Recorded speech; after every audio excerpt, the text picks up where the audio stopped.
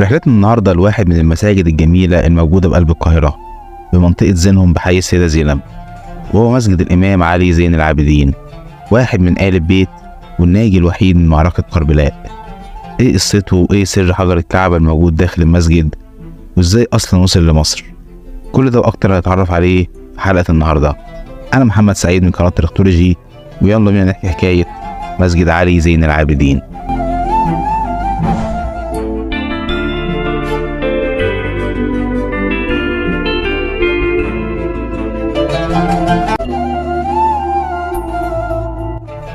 الإمام علي زين العابدين ابن الحسين ابن علي بن أبي طالب اتولد في المدينة المنورة يوم 5 شعبان عام 38 هجريا، وتسمى بزين العابدين لكثرة عبادته زي ما قال عنه الإمام مالك، وشهد للإمام الشافعي بأنه كان أفقه أهل المدينة.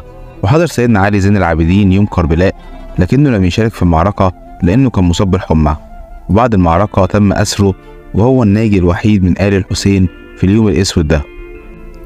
وجاء على مصر مع عمته السيدة زينب وإخواته، وفضل في مصر 2 سنين، وعاش في بيت في نفس مكان المسجد الحالي، وبعد كده رجع تاني على المدينة ومات هناك ودفن في البقيع. أما الضريح الموجود بالمسجد فمدفون بيه راس ابنه الإمام زيد بن علي زين العابدين، اللي اتقتل على إيد رجال هشام بن عبد الملك بعد ثورته عليه.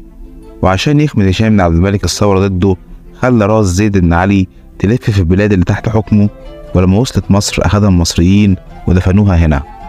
والمسجد الحالي تم بناه في عهد الوالي العثماني حسن باشا طاهر السلحدار سنة 1709 ميلادي، وقام بتجديده الأمير عثمان أغا مستحفظان عام 1863 ميلاديا.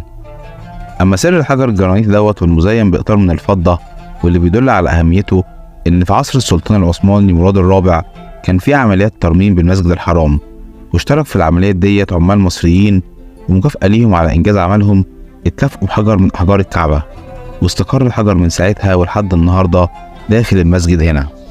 وبس كده، لو عجبتك حكاية النهارده ولو كنت وصلت معايا لحد هنا فما تنساش اللايك والشير، ولو أول مرة تنورت على القناة ما تنساش الاشتراك وتفعيل الإشعارات عشان يوصلك كل جديد من حلقاتنا أول بأول.